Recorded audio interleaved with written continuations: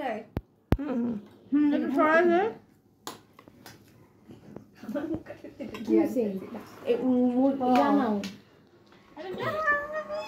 সুন্দর হয়েছে।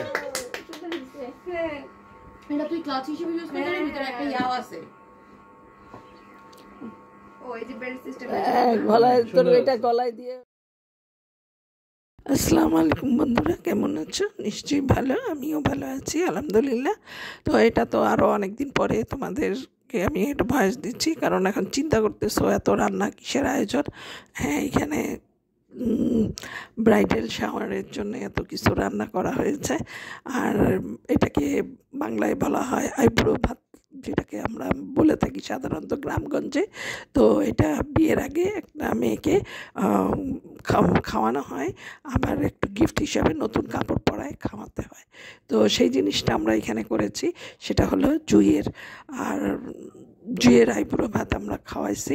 এটা হলো শবে বরাতের পরের সপ্তাহে আর কি, শুক্রবার গেছে, পরের শুক্রবারে আমরা এটা করেছি। তো এর মাঝখানে আমি আর কেমন শুটিং করি না, একটু অসুস্থ হয়ে গেছে। আর এই এত কিছু আয়োজনের পরে একটু অসুস্থ হয়ে গিয়েছিলাম, সে কারণে সুন্দর করে আর গুছিয়ে উঠতে পারি না। এই যে জুইয়ের জন্য বানিয়েছি। আবার নতুন বিয়ে হয়েছে যে বউ, মানে আরেক ননদের যে ছেলের বিয়ে হয়েছে, তারও বউকে দাওয়াত করেছি।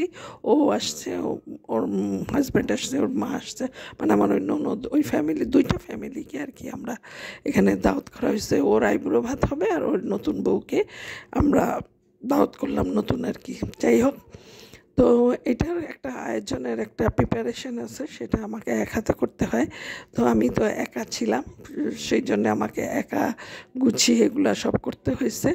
তো মাশাআল্লাহ ভালোই হয়েছে। তো আমরা একটু আয়োজন করেছিলাম একটু, তো ওর জন্য একটা থাল বানিয়েছিলাম, সুন্দর করে বানাবার একটু চেষ্টা করেছিলাম, কিন্তু আমি আর পরে শরীর আর চলে না বা ভালো লাগে না, মানে অনেক টায়ার্ড হয়ে গিয়েছে। কারণ আমাদের গ্যাস থাকে না, সেটা তো তোমরা অবশ্যই জানো, কারণ আমাকে কারেন্টের চুলায় সব রান্না করতে হয়।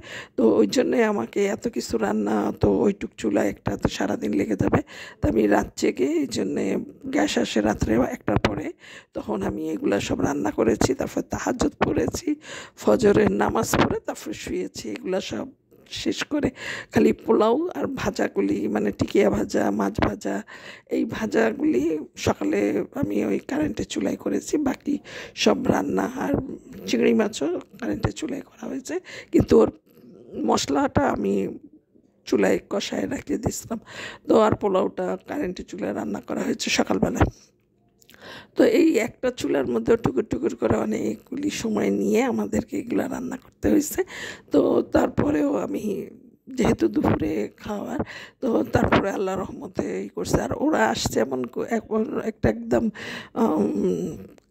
ঠিক 2টার এরকমের দিকে আসছে, সেই জন্য ওরা যে করছে বা করছে সেগুলোর ভিডিও করি নাই, কারণ তখন আবার নামাজ পড়ে চলে আসছে, ওদেরকে খাবার দিয়েছি, সেই কারণে হয়ে ওঠে নাই।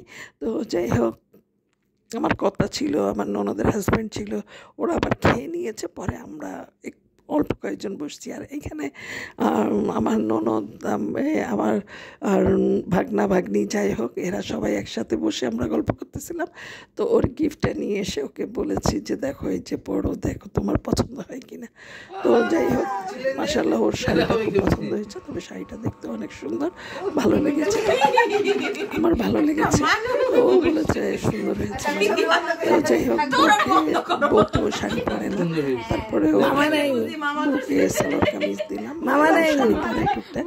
আর যেহেতু ওর বিয়ে হবে, সেই জন্য শাড়ি মামা দিয়েছে, সেই জন্য আমরা একটা শাড়ি ওকে দিলাম গিফট। আর জুইকে তো তোমরা চেনোই, কারণ ওকে তো চেনাবার কোনো অবকাশ নাই, কারণ ও আমার চ্যানেলের প্রথম থেকেই আছে, প্রতিটা সময় আমার সবসময় থাকে। আর এখন কমে গিয়েছে, কারণ ওর পড়াশোনার একটা চাপ হয়ে গেছে, আবার এখন বিয়ে হয়ে যাচ্ছে, এখন হয়তো আরও দেখতে পাবে না একটা কোনো অকেশন ছাড়া। আগে তো ধরো এখানে এসে থাকতো, ওই জন্য সব অনুষ্ঠানের মধ্যে বা পুরো অনেক ভিডিও হাতে নিয়ে দেখাই দিই, তাহলে ভিডিওটা একটু সুন্দর হয়েছে। ও মেয়ে থাকে না, কারণ ওর পড়াশোনার চাপ পড়ে গেছে। আর এই জন্যে আবার এখন বিয়ে হয়ে যাচ্ছে, সেই জন্য আরও থাকতে হয়তো পারবে না।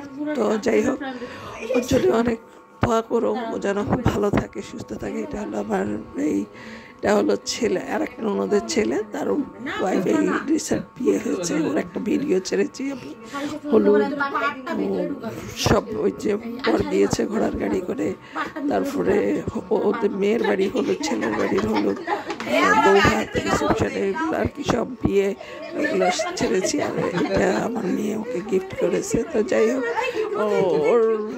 ওরা ওদের সুন্দর করে গিফট নিয়েছে বা দিয়েছে, ওদের জন্য দোয়া করো ও যেন ভালো থাকে আর নতুন জীবনে পা রাখতে যাচ্ছে। বেশি বেশি করে দোয়া করবে যেন আল্লাহ ওকে ভালো রাখে, সুস্থ রাখে। তো আজকে এই পর্যন্তই। আর বিকালবেলায় এখানে বসে অনেকক্ষণ গল্প করেছি।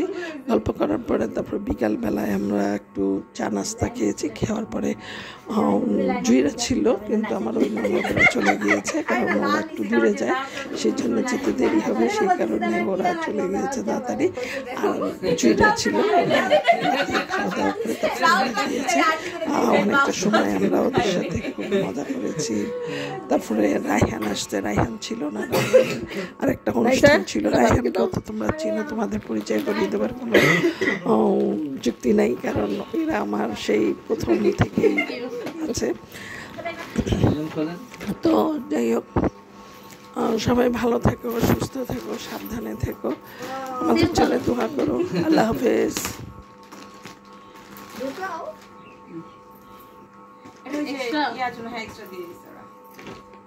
বাহ, সুন্দর হয়েছে। Thank you.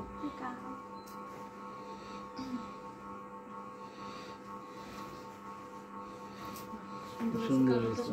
এখন আবার এই ফেব্রিকগুলো না খুব চলতেছে। এই যে ক্রেপ সিল্ক না কি জানি বলে। দেখেন ওনার কালারটা বেশি, হ্যাঁ, ওনার কন্ট্রাস্ট হয়ে গেছে। পাজামাটা কি সেই পাজামাটা হচ্ছে ওর জামার কালারই। ও না, জামার কালার। এই যে এই দুটো ম্যাচিং আর ওন্নাটা একটু ডার্ক হ্যাঁ কালার হ্যাঁ করতেছে না। হ্যাঁ, এইটাই আমি ওরে বলছিলাম যে আমরা হলুদে এরকম করি, ভালো লাগবে। লেহেঙ্গা এই যে